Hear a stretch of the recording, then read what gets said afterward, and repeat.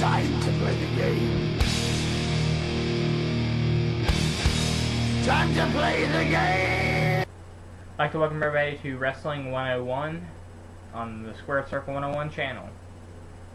This is our second episode, and we have a question that needs answering. The question was, where do you see the WWE 5 years from now? Who will be retired? Who will be the champions? Or which young stars will be champions, I should say. Okay, well, I'll go first. To start off with, where I see the WWE in 5 years, I don't see much change. I see him still being PG. I see Cena probably still being the face. Champions, though, I see Wade Barrett, Caval. See a lot of the NXT guys holding titles. I see maybe Justin Gabriel holding a world championship. And Randy Orton and Cena and all the big guys will probably still be there. Retired guys, I see maybe The Undertaker, Kane, Big Show. Just a lot of the veteran guys over 15 years experience or 10 years experience. Want me to chime in here? Yeah, go ahead. Alright, here's where we're going right here. Future champions, Drew McIntyre. I've made my opinions known about him. I see a future champion in him. The Miz will obviously hold a title eventually because he has a Money in the Bank contract. And as you can probably tell from the Raw promo, which we'll go over in Squared Circle 101, they have a lot. They're putting a lot into him. Yeah. Magazine covers. United States champion. Money in the Bank. Yeah. 10-minute promo involving him. But by the way, speaking of the Miz, unrelated note, but now titles are supposed to be defended every 30 days, right? Yeah. That's The Miz hasn't defended his United States title since back in June or something. That's more than 30 days. That is true. They Need to pay more attention to that. Because they used to, because I remember a storyline, I can't remember exactly when, but Yeah. I'm recalling it to be a couple of weeks ago, actually. When Sheamus said he didn't have to defend his title for 30 more days because he defended it against Zack Ryder, yeah. Let's have a little consistency, WWE. Just a little bit. Let's not go to TNA territory. Yeah, that's all we ask. But, yeah, the future, I see Miz, Drew McIntyre, Sheamus will obviously have a few more title reigns, Wade Barrett, a lot of the NXT guys. A few that I'm looking for in particular would be guys like Michael McGillicuddy, Daniel Bryan, and Caval as guys in particular. And I'm hoping they change McGillicuddy's name back to Joe Henning, like that he was in FCW. Because, I mean, how much sense does it make to say, I'm the son of Kurt Hennig, my name is Michael McGillicuddy? Another person who I don't know if you know him, I know you'll know who he is, Brett DiBiase, right? Is it Brett? Ted DiBiase Jr.'s brother. Yep. I've subscribed to a FCW uploader, and I've been watching some of the archives from last year and heading up to this year, and he looks really good. Right now he's out with an injury, I believe, but he's very young. Yeah, another guy who we could probably be looking forward to in the future is Ricky Steamboat's son, Richie Steamboat. But, onto the retired list, I could obviously see guys like Undertaker, Kane, probably Big Show, and Triple H might step out of the ring, but he has been promoted to one of the executive producers, or some kind of title like that. I don't really know what it is. It's a big Yeah, he's promotion. like Vince's right-hand man now, so whenever Vince leaves, he'll basically be running the company. Which we all pretty much knew was going to happen once he married Stephanie. We pretty much had an idea it was coming. To some point. It's not like he married Stephanie just to No, get power, no, but we knew once it happened that would probably be the course taken. Yeah, but we can't neglect Triple H's accomplishments. I mean, No. he accomplished a lot on the way up there. Plus, there's a good chance he might have even gotten this job if he hadn't have married Steph, you know? Yeah, he has put in a lot of... And if you think about how good that would be for the company, a lot of people miss the Attitude era, post-Attitude era, between the Attitude and the PG era. Mm-hmm. Yeah, Triple H was heavily involved in those eras, so maybe we'll get back to a little bit of the PG-13, TV-14, whatever it's called. I think it's TV-14. Yeah, so we might get to see it go back to that, because, Triple H is probably going to be more into that. I want to talk a little bit more on the FCW, because this has been taking up a lot of my time recently, watching the archive videos. It's fun to watch them, because you see the NXT guys when they were still FCW. And Wade Barrett wasn't even an in-ring performer. He was a commentator. And you see some of the other guys, like Brett DiBiase, and just a lot of those guys. Recommend it to everybody. FCW, good programming. And actually, storyline, it actually is better than TNA somewhat.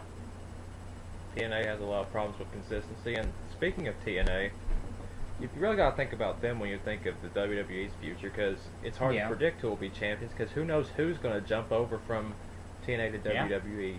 Let's talk a little bit about TNA's future, where we see them. 5 years from now, I could still see them running. Yeah. I mean, unless Vince decides he's going to buy them out. People say that'll never happen, but in wrestling, you can never say never. And we learned that from the WCW being bought out. Actually, I was going to use RVD jumping over to TNA as my example, but... Well, yeah, that's another good example. I see a lot of those older guys still being there, actually, in TNA, because TNA, they like to hang around. Yeah. I see Sting still being there, maybe. Sting might retire. Yeah, he is getting pretty old. Flair will retire. Hogan will still be there, he's just not going to be on TV. Nash will still be there. He said he wants to still try to be around. And speaking on Kane also said he wants to try to stick around. Yeah, stick around for as long as he can. Yeah, which 5 years is still a long time. I see Jeff Hardy still being around. He's probably going to be out for a while here soon because he has a court date coming up, and I do not see how he's going to get off of his charges scotch-free. I see RVD maybe still being around. Depends on how RVD feels. I see Samoa Joe probably being one of the face, maybe taking over AJ Styles' title. I see AJ still being up there, but I see a changing of guard 5 years from now. Yeah, recently AJ Styles hasn't really been the face. RVD was more of their poster boy, but now he's gone, and I think they're probably going to put Kurt Angle back up there, maybe. If he sticks around, yeah. Yeah, he is getting kind of old himself. Not to mention his neck problems and everything. He could be retired. Going back to the WWE, someone I forgot to mention I see in 5 years taking a break at least, or maybe retiring, is Chris Jericho. They have this whole storyline right now going on. Yeah, they said if he lost a Night of Champions, he would leave forever, and he got his spot taken out of the match. So I see him sticking around a little bit longer, but his time is coming. Yeah, he is wanting to step out. He's pushing 40 as it is, so usually when you get up to that age, you know it's about time to hang the boots up. Talk a little bit about where we see tag team and diva wrestling. Tag team wrestling still going to be in the gutter. Diva wrestling, it's still going to be around. Nobody's going to care about it still. I see tag team wrestling making a little bit of a comeback. There will be at least some tag teams, because I see another FCW thing that I noticed was Darren Young and Percy Watson were a tag team in FCW. They were really good. They were the South Beach Boys. They had a lot of charisma. Fans loved them, and they, of course, are great wrestlers. And Darren Young made his return on Monday night. That's unrelated to this, but it's just a nice thing to know, because it's a possibility. We already seen Alex Riley after NXT, so it's yet to be seen what's going to happen with the rest of the NXTers. I really see them, the second season guys, going more over to SmackDown to even it out. I do too, but I think they might stick Riley on Raw. Yeah, just so he can be with the Miz. But then again, I don't know. I know Caval's going to SmackDown. Everybody knows that. SmackDown needs someone like Caval. Now, what would be awesome is if they brought back Cruiserweight Wrestling, because those were some great matches. Yeah, but the thing is there's not that many great cruiserweights anymore. You have Caval, Ray will probably be retired. Yeah. You have Justin Gabriel, but he is one of the few exceptions to the rule that he's small, but he could be a World Heavyweight Champion. Because he's got power, as you've seen on Raw. Yeah, he's not even really that small. Like, he's about probably 220 or so. He's about Matt Hardy's size, isn't he? Yeah. And Daniel Bryan could challenge for the Cruiserweight title, and